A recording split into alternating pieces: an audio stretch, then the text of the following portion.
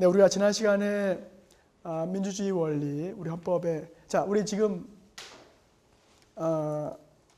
수업의 진행 상황을 다시 한번 리뷰를 해보면 국가 조직에 있어서 국가의 헌법상 기관으로서 입법, 행정, 사법 기능을 담당하는 국가 기관들을 얘기했고요. 그 다음에 그 국가 기관들의 각각의 권한과 그 다음에 기능과 작용에 대해서 다루었습니다. 그리고 이제 다시 헌법 전체적인 원리 또 내용, 의미 측면에서 헌법의 개념은 무엇인지, 그 다음에 헌법의 개념과 관련돼서 결국 형식적 의미의 헌법과 실질적 의미의 헌법으로 나눌 수 있지만 사실은 위헌 심사를 할 때 실질적으로 기준이 된다고 하는 것으로서 형식적 의미의 헌법의 한계 혹은 헌법의 법원의 내용, 관습법원까지 인정될 수 있느냐, 형식적 헌법 조문, 그 다음에 헌법재판소의 판례, 당연히 위헌 심사의 기준 될 수 있지만 관습헌법 가능하냐에 대해서 우리 헌법재판소는 가능하다. 그러나 제 개인적으로는 문제가 있는 판례다 생각이 든다고 말씀을 드렸고요. 이러한 형식적 의미의 헌법, 그다음에 판례라 하더라도 이 형식적 의미의 헌법을 어떻게 해석할 것이냐, 그래서 어떻게 헌법상 내용을 도출할 것이냐가 바로 헌법 해석의 문제이고 위헌 심사에 있어서 중요한 영향을 미친다라고 말씀을 드렸습니다. 이런 헌법 해석에 있어서 원리들을 말씀을 드렸고, 그 다음에 구체적으로 그러면 형식적 의미의 헌법 내용으로서 우리 헌법 전의 내용이 무엇인지를 살피는 데 있어서 가장 먼저 헌법 전문을 다루었고요. 그 다음에 헌법 전문에 나와 있는 내용과 본문에 나와 있는 내용의 전반적인 이념적 기초로서 헌법 원리들 말씀을 드리는데, 그 중에 공화국가 원리를 지난 시간에 했고요. 이제 오늘은 민주국가 원리, 민주주의 원리에 대해서 내용을 다루겠습니다. 민주주의 원리, 말씀드렸듯이 국민에 의해서 국민을 위한, 또 국민들이 통치해 나가는, 국민들의 의사를 바탕으로 통치해 나가는 것이 민주주의 원리라고 할 수 있습니다. 지난 시간에 우리 헌법재판소가 이야기하는 민주주의의 개념에 대해서 우리 헌재는 자유민주적 기본질서, 이때 자유민주주의의 내용이 뭐냐라고 할 때 전반적인 의미는 민주주의와 법치주의 원리를 혼합한 내용들로 이해하고 그 다음에 판례를 형성했다고 말씀을 드렸습니다. 독자적인 우리나라 헌법재판소 나름의 판례라기보다는 독일 연방헌법재판소의 내용을 원용함으로써 설시를 했는데, 그 중에서 하나 독일 연방헌법재판소의 판례 내용과 다른 점이라고 한다면 시장경제 질서를 언급한 점이 조금 차이가 있는데, 처음에 언급했다가 중간에 다시 누락시켰다가 다시 최근에 와서 언급한 것을 볼 때 시장경제 질서도 독자적인 내용으로 우리 헌법재판소의 판례의 어떤 특징의 하나로 볼 수 있고, 또 자유민주주의 질서의 중요한 내용으로 인정할 수 있겠다라고 말씀을 드렸습니다. 이러한 민주주의 원리 가운데 그러면 핵심적으로 국민의 다수가 일정한 국가의 중요 의사를 결정한다라고 하면 첫 번째 국민주권 원리라고 하는 것이 우리 헌법 전에 규정되어 있습니다. 헌법 제 몇 조에 국민주권 원리가 규정되어 있습니까? 헌법 제 1조 제2문 2항 1항은 공화국가 원리가 규정되어 있고요. 2항은 국민주권의 내용이 규정되어 있습니다. 고은양 1조 2항.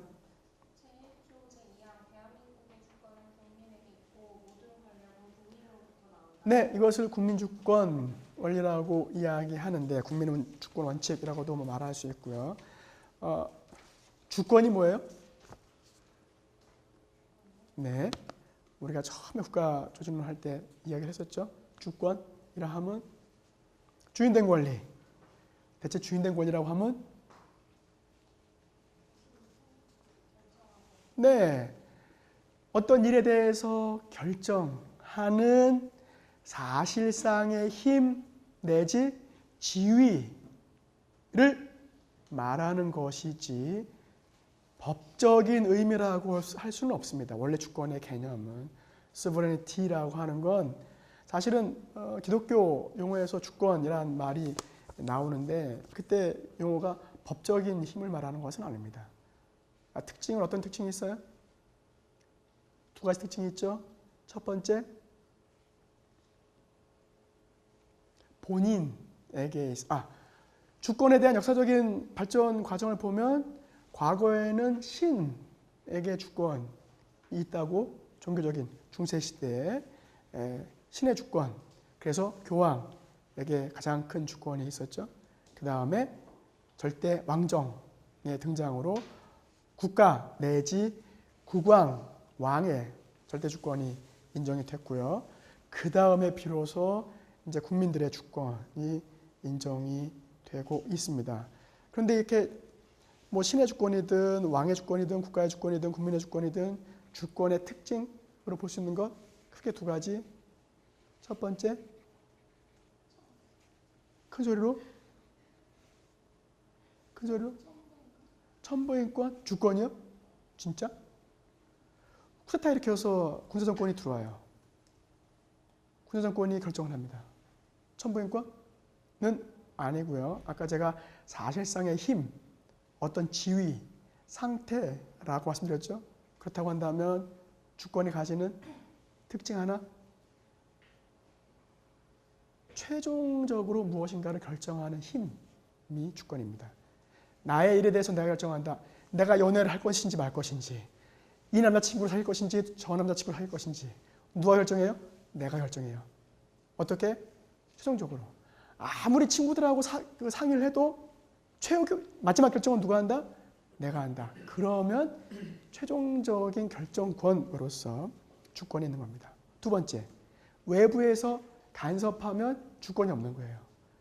예컨대 저희 아이들이 엄마, 난 그냥 평범한 고등학생 살고 싶어.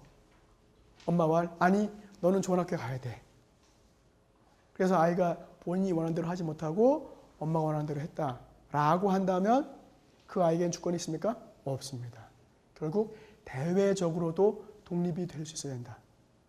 그러니까 최고의 결정권이라고 하는 것과 대외적인 독립성이라고 하는 것은 분리되는 것은 아닙니다. 하지만 이제 내부적인 어떤 공동체의 문제라면 대내적인 최고 결정권하고 대외적인 독립성은 약간 구분해서 볼 수 있습니다. 그냥 개인의 문제라면 사실 구분이라는 게 별로 의미가 없고요. 그런 면에 있어서 국가 혹은 국민 주권 사상이 나타나면서 주권의 특징으로 인정되는 두 가지 대내적인 최고성, 최우성, 그다음에 대외적인 독립성이 중요한 주권의 특징이라고 할 수 있겠습니다.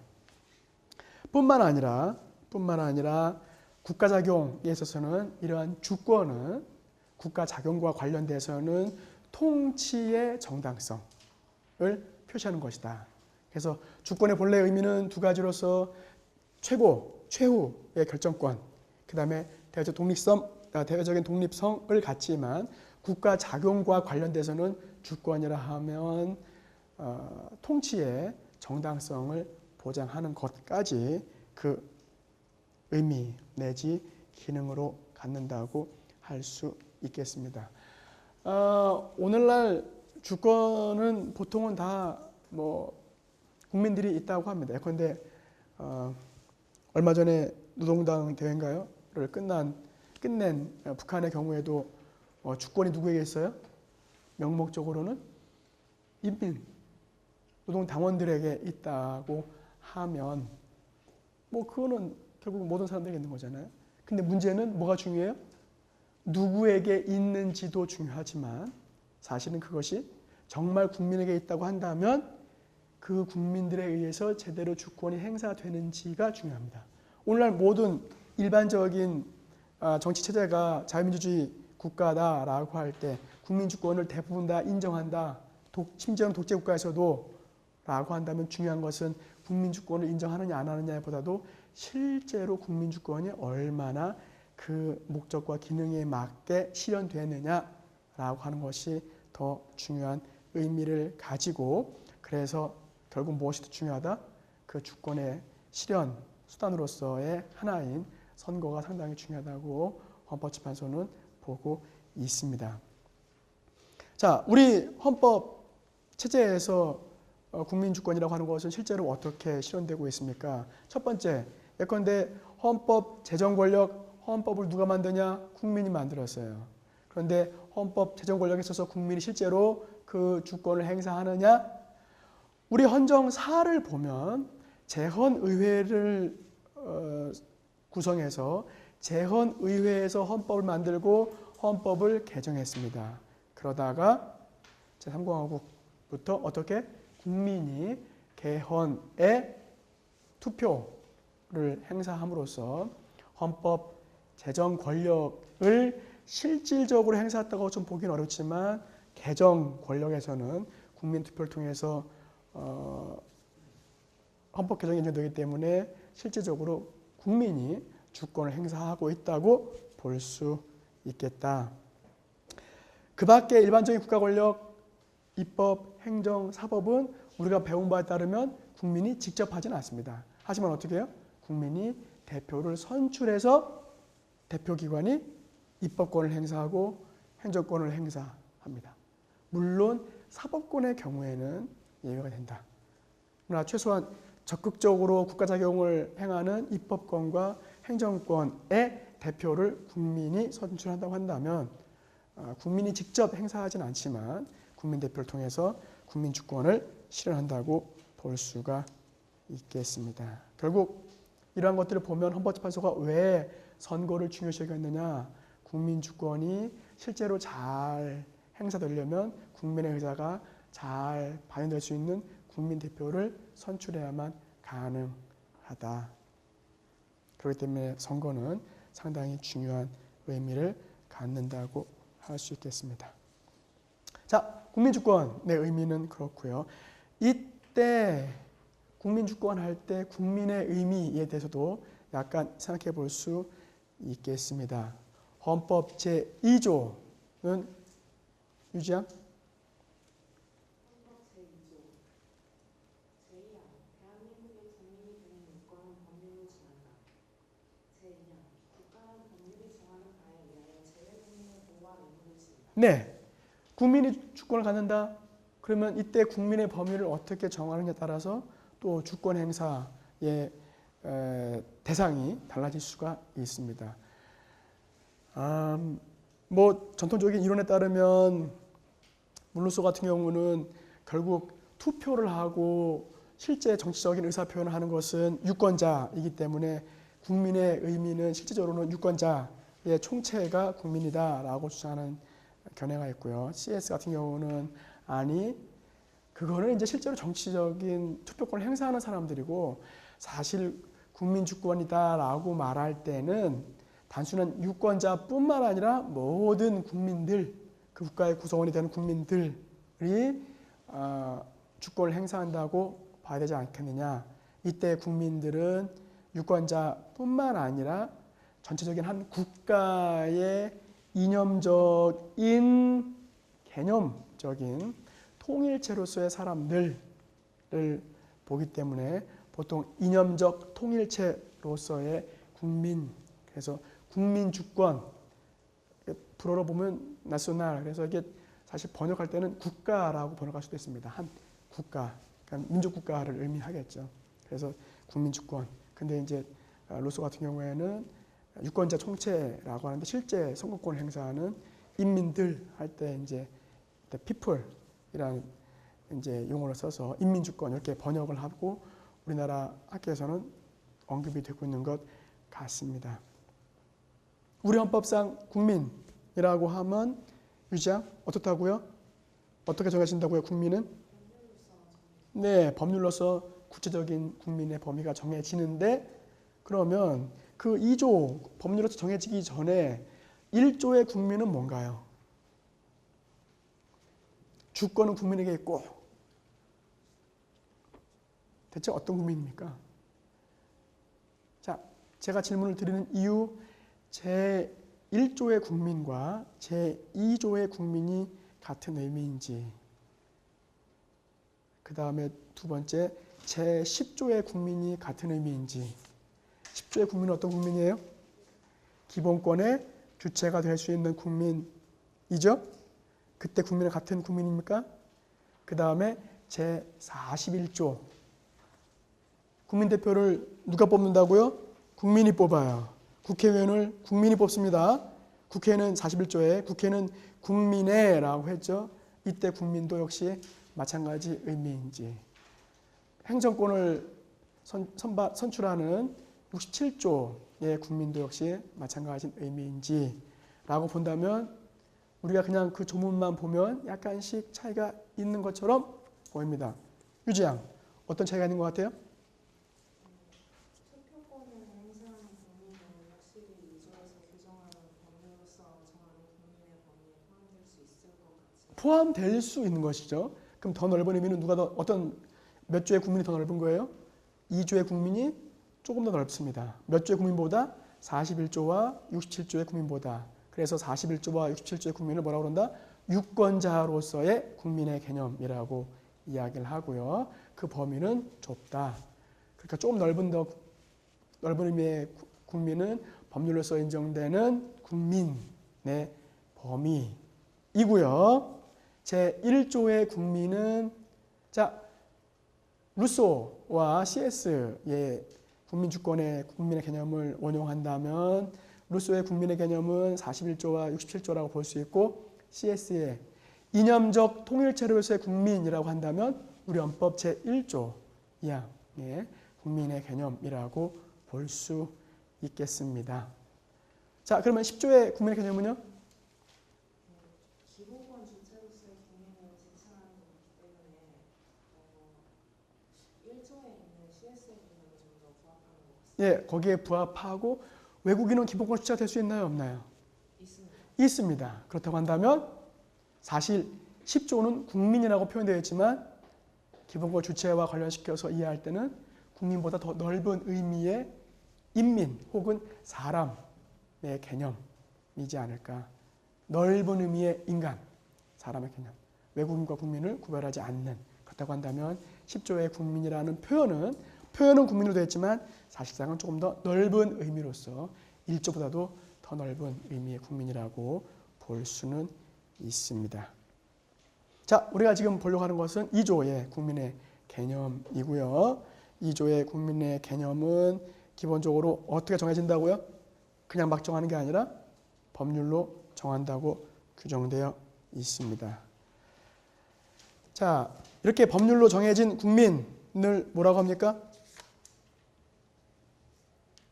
대한민국의 국민이 되는 요건, 이것을 국적이라고 말합니다. 그래서 국적의 법정주의에 대한 원칙을 헌법 제2조 1항은 언급하고 있는 것이고요. 자, 우리 국적법상 그러면 국민은 어떻게 결정되느냐? 기본적으로 한 가지 조심할 것. 법률로 국민이 되는 요건을 정한다고 하더라도 입법자가 마음대로 정하는 것은 아니고 우리 헌법재판소의 판례에 따르면 어떻다? 헌법적인 일정한 제한이 따른다. 그것이 뭐다? 인간 존엄이라든지 평등의 원칙 등에 대해서는 일정하게 헌법적 한계가 있다라고 우리 헌법재판소 판례는 인정하고 있습니다. 혹시 뭐 찾아볼 분들은 97 헌가 1, 2 사건 내가 안 달아놨나요? 그래, 오케이. 그래서 관심 있는 분들은 한번 보시기 바라고 여러분들 혹시 교재에 사건 있으면 한번 확인해 보시기 바랍니다. 그러니까 국민이 되는 요건을 법률로 정할 수 있고 국민 대표들이 정할 수 있는데 마음대로 할 수 있냐? 아니, 일정한 한계가 있다. 평등원리, 인간존엄이라고 하는 제가 여러분께 잠깐 말씀드렸던 우리 헌법 체계도에서 어디 부분입니까? 밑에 부분에 있는 인간존엄의 원리, 그 다음에 평등원리가 기본적으로 보장되어야 합니다. 자, 우리 국적법상 국민이 되는 요건에 관한 몇 가지 원칙들만 살펴본다면 기본적으로 우리 국적법은 배달의 민족, 그다음에 단군의 자손, 단일 국적주의를 원칙으로 하고 있습니다. 그러니까 이중국적, 복수국적을 잘 허용하지를 않습니다. 이중국적, 복수국적을 잘 허용하지는 않습니다. 근데 이제 그러다 보니까 약간 문제가 있어서 아예 금지하는 것은 좀 문제가 된다라고 해서 예외적으로 외국 국적을 적극적으로 행사하지 않으면 복수국적, 이중국적을 인정하긴 하는데 우리 이제 국적법 10조, 12조 등을 보면 그런데 아직은 그렇다 하더라도 이중국적이라고 하는 것은 정서상 그렇게 쉽지가 않은 것 같습니다. 국적법 제10조 제2항과 국적법 12조 제1항에서 이중국적을 어느 정도는 보장하고는 있지만 그렇게 쉽지는 않다라고 말씀을 드리고요. 자, 우리나라 국적을 어떻게 취득할 수 있어요? 원칙적으로는 선천적으로 취득하려면 어떻게? 부모가 대한민국 국민이면 국적을 취득합니다. 소위 말하면 속인주의 원리에 따라서 사람에 따른 부모에 따른 국적 취득이 하나의 원칙입니다. 과거에는 국적법에서 아버지가 한국인이면 대한민국 국적을 줬는데 그것이 이제 이 북의 혈통주의가 평등 원칙에 위반된다라고 하면서 결국은 부모 양계 혈통주의로 바뀌어서 그래서 이제는 또 어머니께도 한국인이면 당연히 한국 국적을 취득할 수 있도록 합니다. 국적법에 의한 국적 기준의 선택이 어떤 원리 위반되는 거예요? 평등 원리 위반되기 때문에 그러한 결정이 가능했다는 점.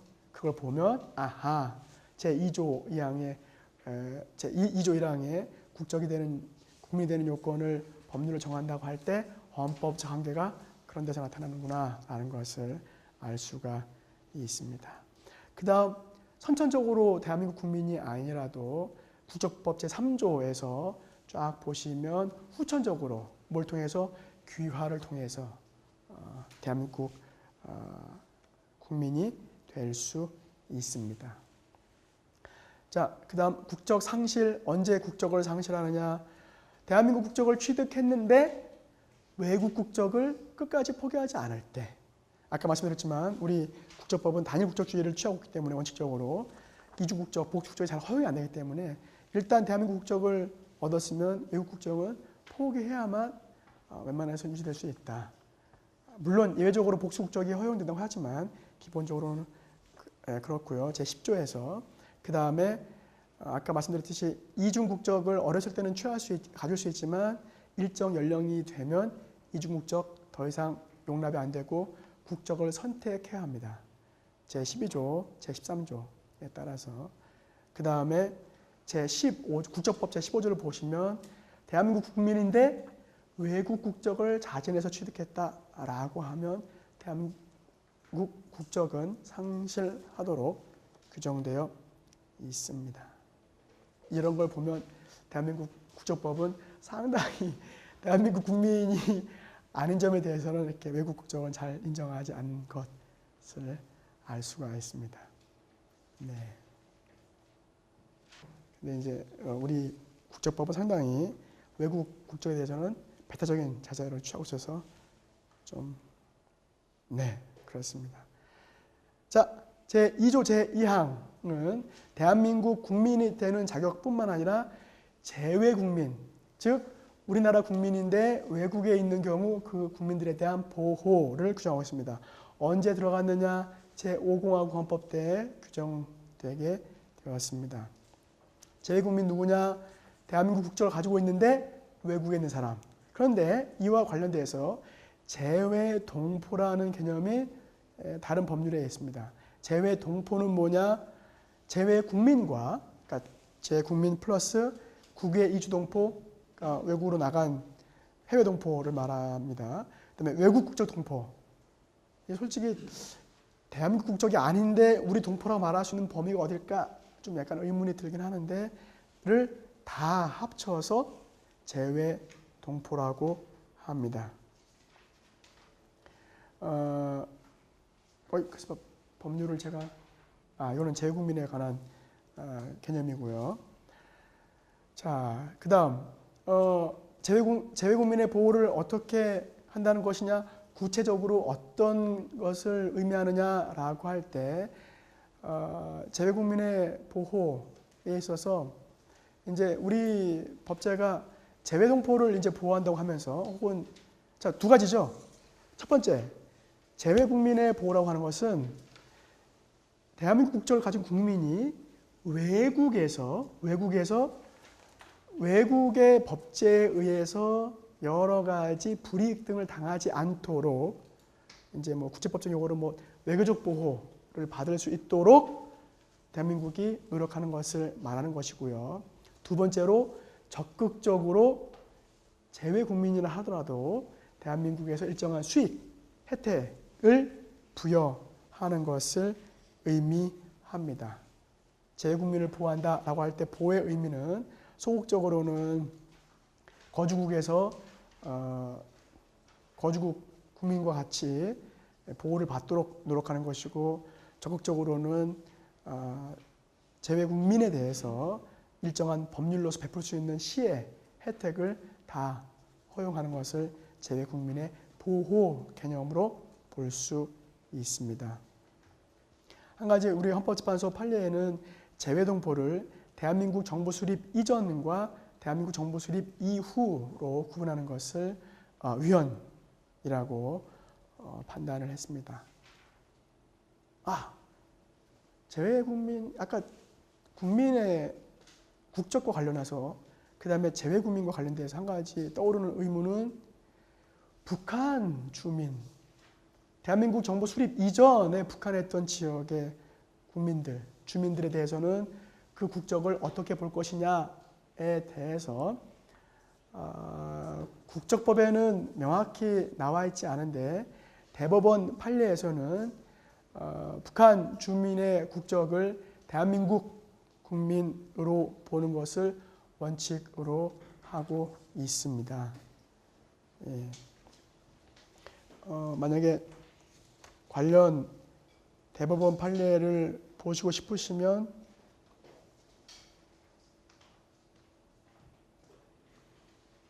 네, 1996년 11월 12일 선고 96누 11222 96누 122 판결을 보시면 대한민국 국민의 국적과 관련해서 북한 주민도 대한민국 국민으로 보고 있는 판례가 있습니다.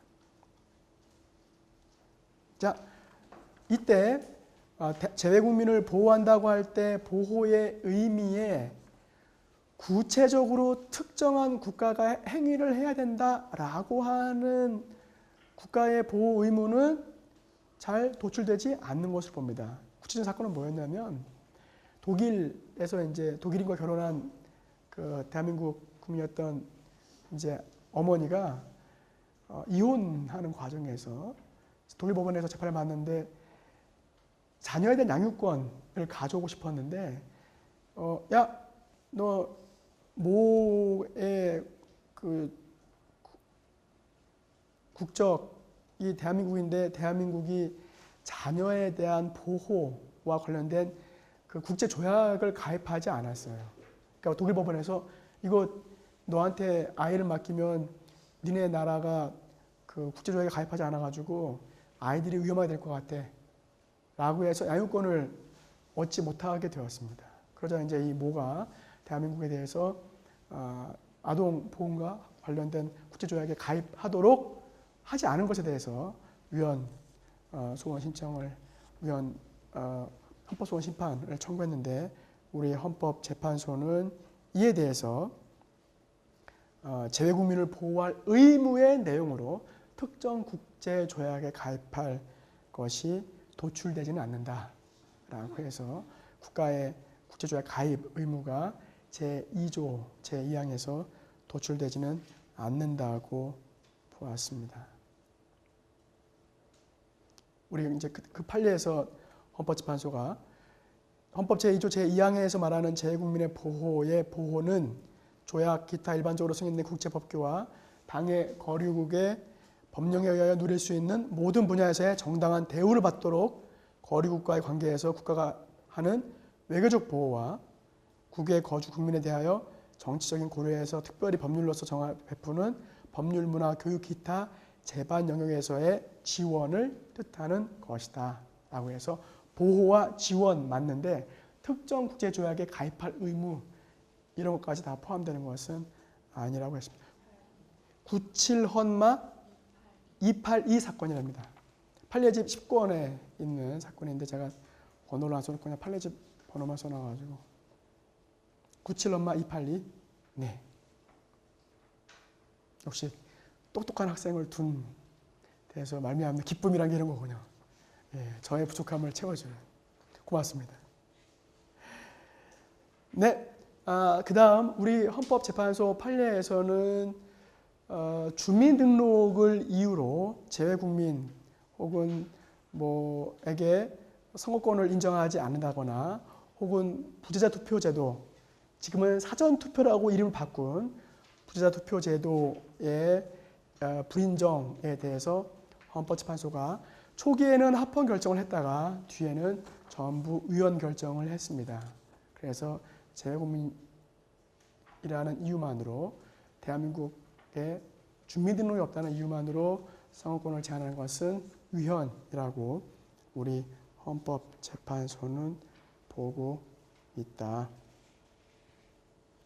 왜 헌법재판소가 그러면은 재외국민에 대해서 선거권 인정하는 것을 주저했습니까? 가장 큰 문제 중에 하나는 조총련. 그러니까 이제 제1교포 사회에서 민단도 있지만 조총련도 있기 때문에 만약에 조총련이 선거에 개입하게 되면은 문제가 되는 게 아닐까라고 하는 정치적 고려. 그 다음에 야 외국에 있는데 국내에 대한 선거에 영향을 미쳐? 그리고 막 특히 이제 상당히 그 정치적 그 비율이 막상막하라고 한다면 외국에 있는 재외국민들이 선거에 영향을 끼침으로써 캐스팅 보팅 역할을 하는 것에 대해서 좀 두려워하는 좀 문제가 있는.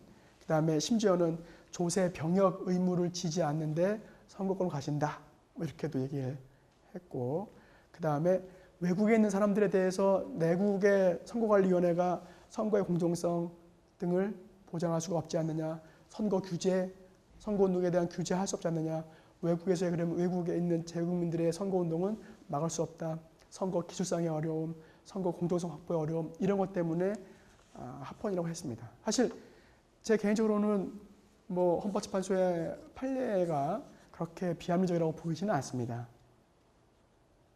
그런데 헌법재판소가 그 뒤에 입장을 바꿔서 선거 기술상의 문제, 공정성의 문제 이런 것은 사실상의 제한인데 그걸 가지고 못하게 한다?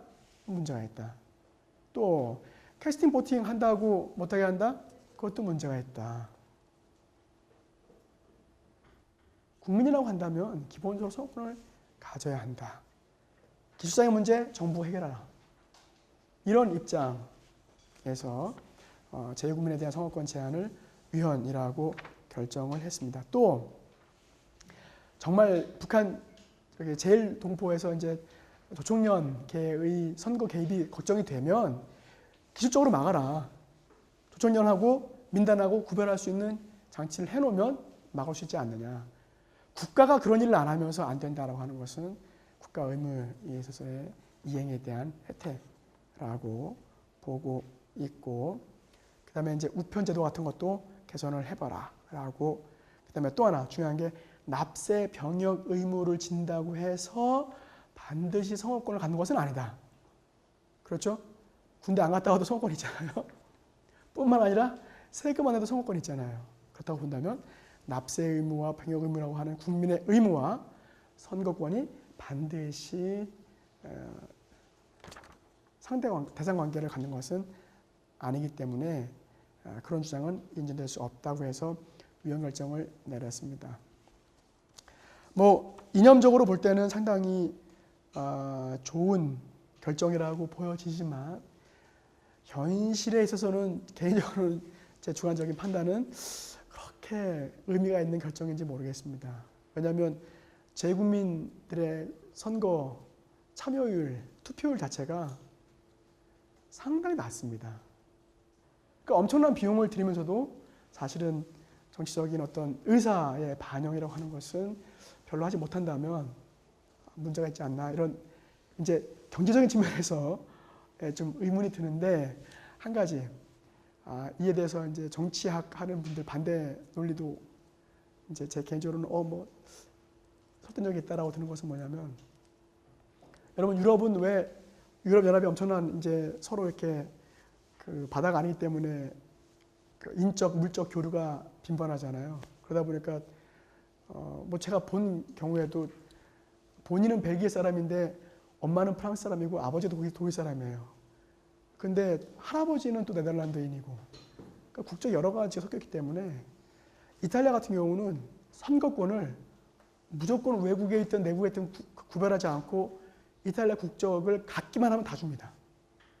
그래서 왜 주냐 그랬더니 투표하는 데 관심 없대요. 다만 그 사람들이 이탈리아 국민으로서 선거권이 있다는 것 자체가 이탈리아에 대한 소속감을 제고하기 때문에 준다는 겁니다. 그러니까 그 비용을 그냥 다 활용한다라고 하는, 유럽에서는 그게 가능할 것 같아요. 왜냐하면 내가 어느 나라 국민이라고 하는 것이 상당히 약할 수 있기 때문에, 우리나라야 대한민국 국민하면 한민족 이래가지고 그냥 하나로 할 수 있지만, 우리가 남이가 이러면서 하나가 될 수 있지만 유럽의 경우에는 그렇지 않을 수 있기 때문에 사실상 그러한 것이 정치적 의미는 있을 것 같습니다. 뭐 그러한 측면에서 본다면 그런 비용 낭비도 뭐 수행할 수 있지 않을까라는 생각은 듭니다. 자, 또 이러한 엄격한 심사 기준을 적용하는 헌법재판소의 판단 기준에 대해서 긍정적으로 평가해 본다면, 이제 제가 잠깐 말씀드렸지만 조나트 일리라고 하는 미국 학자의 견해에 따르면 정치 과정에서의 제약은 다른 기본권 제한과는 성격이 다르다. 무슨 말이냐? 우리가 국민 대표를 통해서 자신의 정치적 의사를 반영하는 것인데, 입법기관에서. 그런데 국민 대표를 뽑는 선거 과정에서 이미 제한을 해서 그 과정에 참여할 수 없도록 만든다면 그 사람은 자신의 정치적 의사를 반영할 기회조차도 잃는 것이다. 그래서 정치 과정의 참여, 특히 선거의 참여에 대한 제한은 엄격한 심사 기준을 적용할 수밖에 없다라고 하는 일리의 그런 기본적인 입장을 고려하면, 뭐 정치 과정에서 참여, 선거권은 특히 그렇기 때문에 이에 대한 제한은 엄격 심사를 하는 것이 맞겠다라고 볼 수도 있겠습니다. 자, 한 가지 이제 다만 좀 생각해 볼 것은 선거권에 대한 의문이 들어요. 지금 제가 말씀드린 재외국민의 선거권의 보장은 24조에 의한 보장입니까? 아니면 2조 이항에 의한 보장입니까? 무엇을 근거로 해야 되나요? 보호하고 혜택 주는 거 맞는데 특정 조약에 가입할 의무 없어 라고 하는 것은 엄격하게 심사한 겁니까? 입법자 재량을 인정한 겁니까? 예. 정책 집행자의 재량을 인정한 거라면 이렇게 엄격하게 심사하는 게 맞겠냐? 사실 엄격한 심사는 선거권이라고 하는 내용 때문에 들어온 것이라고 한다면 2조 2항보다는 24조에 의한 것이 아닐까. 그런데 정확히 24조인지 2조 2항인지 재외국민의 선거권 인정이라고 하는 것이 조금 더 명확히 구별해 볼 필요가 있지 않을까. 2조 2항으로 간다면 2조 2항이 이렇게 엄격한 심사 기준을 적용하는 기준이 될 것인지에 대한 논리도 풀어야 될 필요가 있는 것 같습니다. 자, 그런 점에 있어서 조금 좀 더 치밀한 이론 정립이 요구된다라고 말씀드릴 수 있겠고요. 우리 헌법재판소 최근 판결 보면 사할린 지역 국외 강제 동원에 끌려나간 해외 동포 희생자 지원에 관한 법률을 제정했는데 이게 대한민국 국적을 가진 사람만 이제 지원을 해주니까 여기에 대해서 재국민보호조항에 위반된다라고 했는데 우리 현재 아니 어차피 그 지원은 전부 어디서 나가? 대한민국 국민들이 낸 세금에서 나가는 거기 때문에 국민들에게 보호 인정해준다고 해도 재국민에 대한 자의적인 차별은 아니야라고 헌재가 인정을 했습니다. 그러니까 이것도 상당히 사실 좀 생각해볼 문제. 왜요?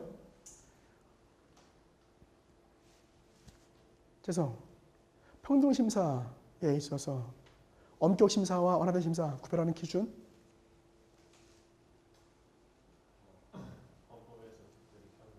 원칙적으로는 무슨 심사? 완화된 심사인데 예외적으로 엄격심사할 때?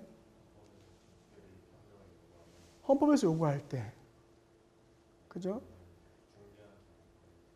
불평등 조치를 말미암아 결과적으로 기본권의 중대한 제한이 발생할 때. 자, 제2국민 보호 요청했어요. 평등 심사할 때 엄격하게 심사해야 됩니까? 완화된 심사해야 됩니까?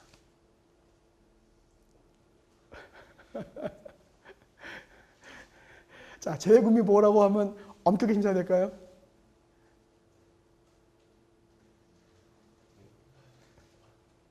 자, 쉽지가 않죠. 그래서 요 지금 사회 동포에 대한 이제 국외 강제 동원된 희생자들에 대한 지원 법률을 판단할 때 뭐 국민에 대한 세금을 하니까 뭐 평등 원칙이 위반되지 않는다라고 본 점이 평등 원칙에 대한 심사 기준 측면에서 보면 조금 생각해 보아야 되지 않을까. 아까 제가 2조 2항에 근거한 것 자체 때문에 엄격 심사를 한 거냐, 아니면 24조 선거권 때문이냐에 대해서 그러한 통일된 헌법 조문의 해석이 쉽지 않은 부분이 있는데 이에 대한 명확한 설명이 좀 부족하다라는 느낌이 듭니다. 자, 여기까지가 제2조에 대한 국민주권에 관한 내용이었습니다. 한 가지 이러한 국민주권, 교수님 그러면 기본적으로 국민주권은 국민들이 선거를 통해서 행사하는 것인데 구체적으로 직접 국민들이 정치적 의사를 결정할 수 있는 방법은 없습니까? 기본적으로 이론적으로는 4가지 정도가 있습니다. 어떤 국민주권을 직접 실현하는 방법들이 있습니까? 이것을 직접 민주주의라는 제야에서 이야기를 하는데 보통 4가지를 예를 들고 있죠. 첫 번째, 국민 발안이 있습니다. 국민 발안이라고 하는 것은 법률안이나 이런 것에 대해서 국민들이 직접 그 안을 내는 것이고요. 그 다음 국민 청원이 있습니다. 국민들이 공무원의 불법 행위로 말미암는 공무원의 해임 등을 요청하는 국민 청원이 있고요. 그 다음에 국민 투표가 있습니다. 중요한 사안에 대해서 국민들이 결정하는. 그 다음에 국민 소환이 있다. 국민들이 선출한 대표를 국민들이 그 임기 만료 전에 그 직위에서 박탈하는 제도가 있습니다. 우리 헌법 체제 내에서는 국민 발안이나 국민 청원이나 국민 소환을 인정하고 있지는 않고요. 다만 지방자치법에서 혹은 주민투표법에서 주민 소환에 관한 내용은 규정하고 있습니다. 그 다음 기본권에서 개인적인 청원권이 보장되고 있습니다. 26조에서. 그래서 직접 민주주의 요소는 다 보장되는 것은 아니지만 제한적으로 주민 소환 제도가 있고 그 다음에 개인적인 기본권으로서 청원권이 있고요. 우리 헌법에서 인정하는 것은 국민 투표만이 직접 민주주의 제도로서 인정되고 있습니다. 혹시 표를 보여줄 수 있나요? 네. 뭐 여러 가지 내용 얘기할 수 있지만 제가 그냥 간단하게 표로 설명하기 위해서 만들었습니다. 우리 헌법상 국민투표는 크게 둘로 구분되죠. 하나는 72조의 국민투표, 하나는 130조 이항의 국민투표입니다. 72조의 국민투표 어떤 국민투표예요? 대통령이 국가의 중요 사안에 대해서 국민투표에 붙이고 국민투표로서 결정하는 국민투표가 있습니다. 뭐 임의적 국민투표라고 보통 이야기할 수 있습니다. 왜요? 법적 기속력은 없고 정치적 실질적인 기속력만 있기 때문에 이미 우리 대통령의 국민투표 부의권에 대해서 배웠습니다. 자, 이와 달리 130조 이항의 국민투표는 헌법 개정할 때 하는 국민투표입니다. 이것은 헌법 개정이라고 하는 효과를 법적인 효과를 가져오기 때문에 예를 들면 임의적 국민투표에 상대적으로 기속적 국민투표라고 혹은 필요적 국민투표라고 말할 수 있습니다. 왜요? 헌법에서 반드시 요구하고 있기 때문에. 자, 기본적으로 두 국민투표는 대한민국 국적을 가진 자연인으로서 19세 이상의 자격이 되는 사람에게는 투표권이 인정이 됩니다. 국민투표법 제7조에서 규정하고 있습니다. 혹시 예전 문제집 푸는 사람분들 조심하십시오. 2000 몇 년인가 그전에는 2007년인가 전에는 20세였어요. 그러니까 제가 가능하면 최근 문제집 보라고 하는 이유는 법률 개정으로 자꾸 나이가 바뀌기 때문에 옛날 문제는 맞을 수 있지만 오늘날은 틀립니다. 그거 조심하시고요. 자, 두 번째로 요건 어떤 사안에 대해서 투표하느냐. 대통령이 중요하다고 여기는 것을 부의하면 다 됩니다. 다만 어떤 게 기본적으로는 정책과 관련된 사안들입니다. 하지만 인물에 대한 신임을 묻는 것은 안 된다고 이미 말씀을 드렸습니다. 여러분들 다 알고 계시죠? 그래서 인물에 대한 신임은 정책과 연결을 해도 인정되지 않는다고 헌법재판소는 보고 있고요. 헌법 개정안은 130조 2항에 따른 국민투표가 있기 때문에 사실 안 된다고 보는 것이 맞습니다. 법률안은 입법권이 누구한테 있어요? 국회에 있기 때문에 국민투표를 통해서 법률안을 투표한다고 하더라도 최종적으로는 누가 통과시켜야 된다? 국회에서 통과를 시켜야 되는 것입니다. 그래서 이론적 자체로는 부정하기 어렵지만 헌법적 해석을 통해서 보면 헌법 개정안은 안 된다고 봐야 되고 법안은 가능성은 있는 것 같습니다. 하지만 최종적인 법률로서의 정립은 국회를 반드시 통과해야만 한다는 문제가 있다. 자, 이와 달리 130조 2항의 국민투표는 헌법을 개정할 때 하는 국민투표인 것이고요. 그 다음에 대상은 헌법 개정안. 어떤 개정안이에요?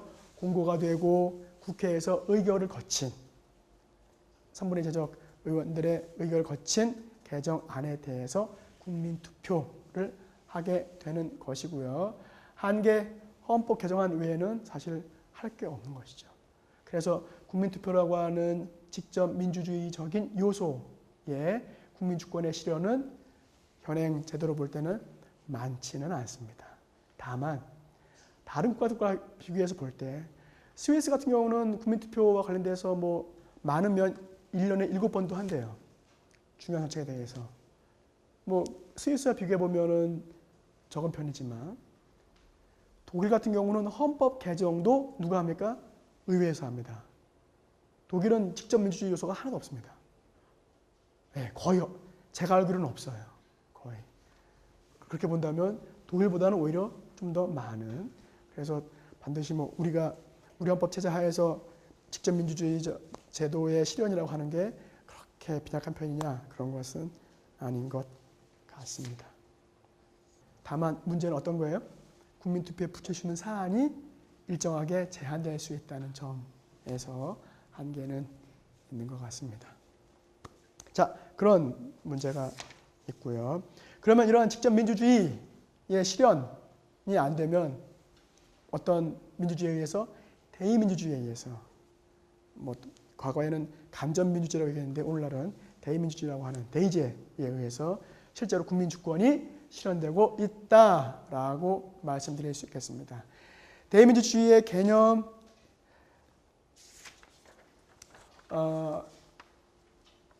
국민이 직접 국가의 중요 사항을 결정하는 것이 아니라 국민들의 대표를 선출해서 국가의 중요 사안을 결정하는 것을 대민주주의라고 말할 수 있겠습니다. 우리 헌법에서는 헌법 제41조와 헌법 제67조를 통해서 입법기관을 구성하는데 국민 대표를 선출하고요. 행정기관을 구성하는 데 있어서 대통령이라고 하는 행정부의 수반을 국민들이 투표를 통해서 대표기관을 구성합니다.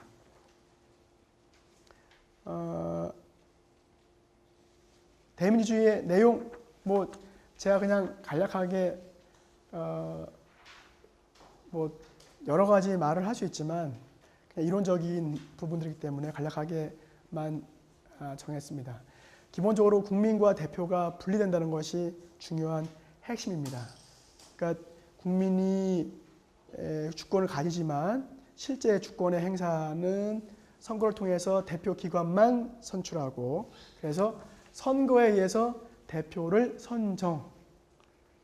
그냥 제가 영어 쓴 이유는 전에 그 미 연방대법원 판례에 대해서 부시 대통령이 두 번째 재선될 때 엘고 후보와 붙었는데 플로리다주 선거가 논란이 됐어요.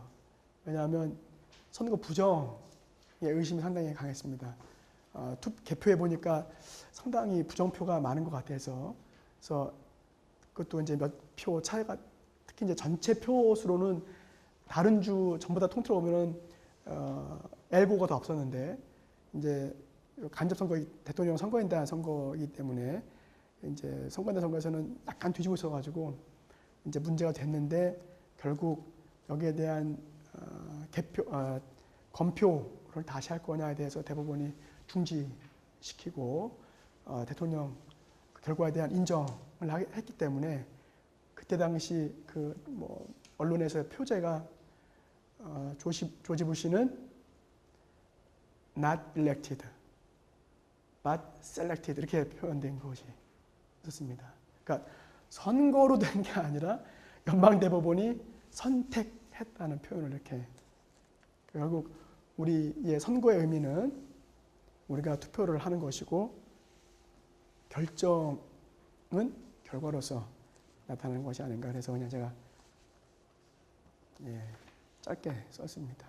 또 국민의 대표 기관과 국가 의사의 결정권. 자, 국민 대표 기관을 구성하는 것과 국가 의사가 결정되는 것은 구분이 됩니다. 우리는 국민 대표 기관만 구성하고 국가의 의사는 누가? 국민 대표 기관이 결정합니다. 그러니까 국민의 의사가 뭐로? 국민 대표 기관의 의사인 것으로 간주가 된다라고 말할 수 있겠습니다. 또 이와 관련돼서 국가의 의사 결정이 국민 대표 기관에 의해서 이루어지더라도 그것이 법률에 위반되지 않는 한, 위법성이 없는 한 그 법적 책임은 지지 않고 무슨 책임만? 정치적 책임만 집니다. 이것을 가능케 하는 것, 국민소환 제도가 없는 것 전부 다 어떤 원칙에 의해서? 자유위임 원칙에 의해서 보장되고 있다.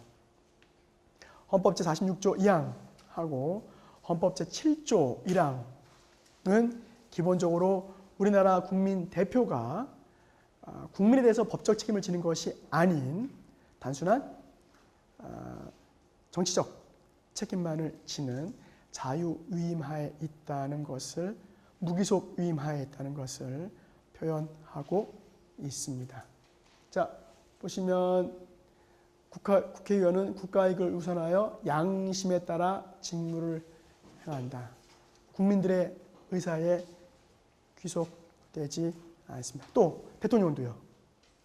조문이 정확히 없죠. 대통령을 귀속할 수 있는 조문이 7조 공무원의 전체 국민에 대한 봉사자로서의 책무밖에는 없기 때문에 기본적으로 자유위임 원칙 하에 대민주주의가 기본적인 우리 헌법상 보장되고 있는 내용입니다. 어떤 문제가 있을 수 있느냐? 기본적으로 국민 대표들이 선거할 때만 공약을 내세우지만 그게 뭐가 될 수 있어요?